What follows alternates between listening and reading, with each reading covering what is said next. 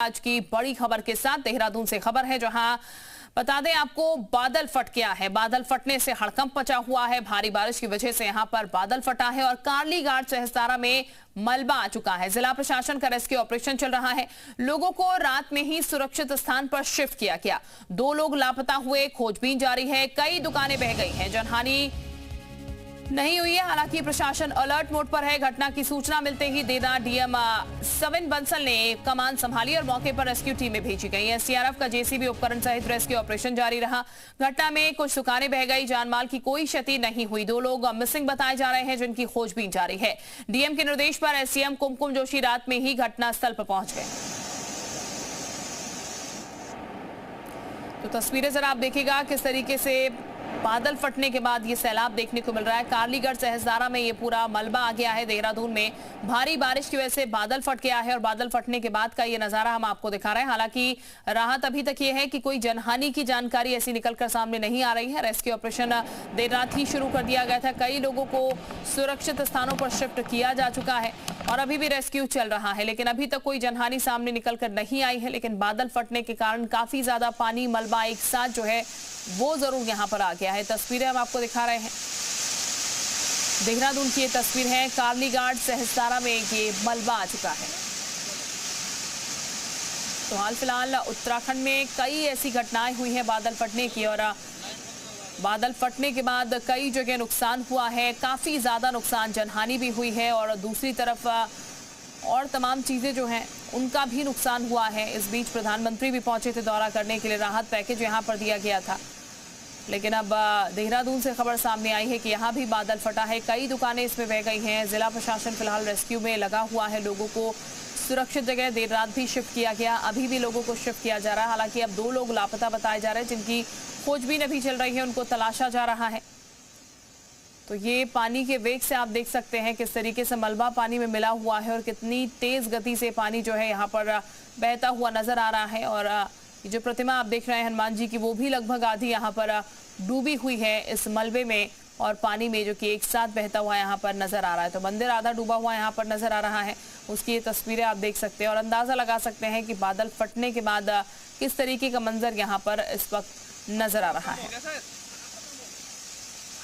सुरेंद्र इस वक्त हमारे साथ ज्यादा जानकारी के साथ जुड़ चुके हैं। सुरेंद्र, आम हो चली है उत्तराखंड में ऐसी खबरें जब बादल फटने की ये घटनाएं सामने निकल के आ रही हैं, और अब सहस्तारा क्षेत्र में बादल फटा है, देहरादून में बताया जा रहा है। क्या पूरी जानकारी है इसको लेकर? अभी क्या कुछ चल रहा है?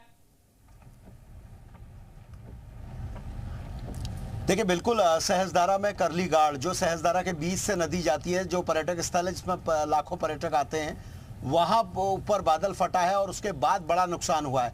और उसकी बानगी मैं आपको दिखाता हूं। 10 मिनट दूरी पे हूं, आईटी पार्क के अंदर हूं, और आप देखिए जिस सड़क में मुझे जाना है, मैं अपोजिट साइड में जा रहा हूं, रॉन्ग साइड में, क्योंकि जिस सड़क में मुझे जाना है वहां देखिए पानी किस तरह से बह रहा है। ये सामने कार देखिए, ये कार देखिए आप। बड़ौदा जी इसे रिकॉर्ड भी कर लीजिएगा। संदीप मेरे कैमरा पर्सन है, मैं उनसे रिकॉर्ड करने के लिए भी बोल रहा हूं। ये आप स्थिति देखिए किस तरह की स्थिति रही है। ये गाड़ी फंसी है और इस तरह के हालात इस वक्त देहरादून में है। और यही पूरा रास्ता आगे जाता है करली घाट की ओर और सहस्तारा की ओर। तो आप समझ सकते हैं ये पूरा आईटी पार्क जोन है। ये गाड़ी फंसी और इस गाड़ी के फंसने के बाद आप देखिए किस तरह से पूरा आईटी पार्क में पानी इस तरह से बह रहा है। इसी रास्ते से होकर मुझे सहस्तारा की ओर जाना है, क्योंकि सामने की ओर से ट्रैफिक को रोका गया, वहां पर पानी बहुत ज्यादा है, इसलिए हमने रूट को चेंज किया है। कोशिश कर रहे हैं कि दूसरे रास्ते से वहां पहुंच जाएं। तो आप ये समझ सकते हैं कि ये आईटी पार्क का जो एरिया है, वहां पानी भरने से कितने बुरे हालात हैं। आगे की स्थिति और दिखाता हूं आपको, इससे आगे पहुंच के। अब ये देखिए, ये आपको जो मशीन दिखाई दे रही है, जो बोरिंग का काम करती है, वो मशीन फंसी हुई है। इसके अलावा आगे पानी देखिए, बाइक सवार आ रहे हैं, ये भी अपनी जिंदगी को खतरे में डाल के इस तरह की नदियों से निकल रहे हैं। और आगे आईटी पार्क की स्थिति क्या है, आईटी पार्क का जो मेन गेट है उसकी स्थिति क्या है, उसकी स्थिति देखिए। सामने की ओर पूरी तरीके से ट्रैफिक रुका है, एक बस फंसी हुई है और दूसरी ओर लोगों को रोका गया है। तो इस तरह के पूरे हालात यहाँ पर हैं। ये गाड़ियाँ यहाँ पर बंद हैं, लोग पैदल जा रहे हैं। मैं अपने ड्राइवर से कहूँगा थोड़ा सा आगे से अगर दिखा पाएँ तो देखिए लोग पैदल जा रहे हैं, किस तरह से कितने बुरे हालात हैं।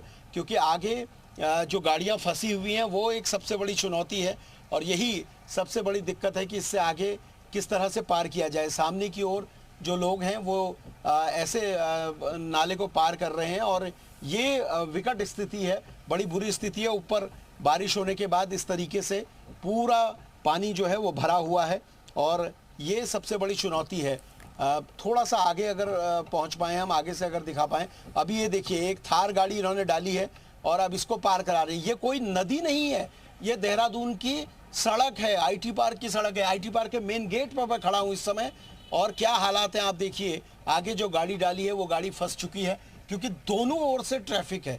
ये सबसे बड़ी चुनौती है। यहाँ पर पानी बहुत ज़्यादा नहीं है, स्कूटी और बाइक सवार को दिक्कत हो सकती है, लेकिन कार वालों को दिक्कत सिर्फ इसलिए हो रही है क्योंकि दोनों साइड से पानी बहुत ज़्यादा है। इसलिए एक सबसे बड़ी चुनौती है। जो गाड़ियाँ जा रही हैं आप देखिए, उनके लिए सबसे बड़ी चुनौती यही है कि पानी बहुत ज़्यादा है, फोर्स इस जगह पे बहुत ज़्यादा है और यही इस समय सबसे बिल्कुल जाहिर तौर पर सुरेंद्र काफी ज्यादा चुनौती है। लेकिन सुरेंद्र इस वक्त अगर बात की जाए जो जानकारी मिली, क्योंकि देर रात ये पूरी घटना हुई है, देर रात से रेस्क्यू ऑपरेशन शुरू हो गया था, कितने बजे तकरीबन ये घटना हुई और इसके साथ 2 लोग लापता बताए गए हैं, कोई कैजुअलिटी भी क्या अभी तक काउंट की गई है, कुछ ऐसी जानकारी सामने आई है? देखिए बिल्कुल, ये देर रात की घटना है। असल में रात में मेट डिपार्टमेंट की ओर से एक रेड अलर्ट आया था कि देहरादून, मसूरी और तलहटी के जो क्षेत्र हैं उनमें भारी बारिश हो सकती है और उसके बाद ऐसा ही हुआ है। बहुत ज़्यादा बारिश हुई है। बारिश की बाद इस तरह के हालात हैं और 2 लोग अभी बताया जा रहा है वहाँ मिसिंग हैं। कुछ रेस्टोरेंट, कुछ होटल के टूटने की बात सामने आई है। हालांकि पुलिस वहाँ मौके पे मौजूद है और सबसे बड़ी चुनौती यही है क्योंकि ये ऐसी जगह है जहाँ ऊपर की ओर से नाले आते हैं और नीचे ढलान की ओर ये पानी आता है। तो ये पूरी स्थिति जो मैं आपको दिखा रहा हूँ ये फिलहाल आईटी पार्क की है। आईटी पार्क सहस्त्रधारा से लगा हुआ क्षेत्र है। संदीप एक बार फिर से आपको दिखाएंगे। आप देखिए पूरे आईटी पार्क क्षेत्र की हालत क्या है और किस तरह के वहाँ पर स्थिति है, ये आप इस तस्वीर से समझ पाएंगे। आप देखिए इस तरह का पानी पूरे आईटी पार्क क्षेत्र में, जो सड़क है उस सड़क से होता हुआ जा रहा है। तो नदियों की स्थिति क्या होगी आप समझ सकते हैं और वो इसीलिए हमको अब रास्ता बदलने की ज़रूरत है। रास्ता बदल के हम दूसरी जगह से जा पा रहे हैं क्योंकि यहाँ से वहाँ पहुँचना बहुत मुश्किल है। और जो हालात इस वक्त हैं उससे यही पता चलता है कि पानी बहुत ज़्यादा है। रात में जब बादल फटा तो उसके बाद नदी का जो जलस्तर है वो बहुत तेज़ी से बढ़ा है और इसीलिए ये बड़ी चुनौती है। हालांकि एसडीआरएफ, एनडीआरएफ की टीमें वहाँ मौके पर मौजूद हैं। अब यहाँ से आगे निकलकर मैं कोशिश कर रहा हूँ कि दूसरे रास्ते से मैं सहस्त्रधारा पहुँच पाऊँ और वहाँ क्या नुकसान हुआ है वो आपको दिखा पाऊँ। पूरा आईटी पार्क इस वक्त पानी में डूबा हुआ है और यही स्थिति सहस्त्रधारा रोड की स्थिति है, यही सहस्त्रधारा क्षेत्र की स्थिति है। कुछ रेस्टोरेंट जो नदी नालों के पास बने थे वो टूटे हैं और उसी में कुछ लोग रह रहे थे वो बहे हैं। एक्चुअल आंकड़ा क्या है अभी प्रशासन का नहीं है, लेकिन फिलहाल जो फौरी जानकारी आई है उसमें 2 लोगों के मिसिंग की बात कही गई है। बिल्कुल।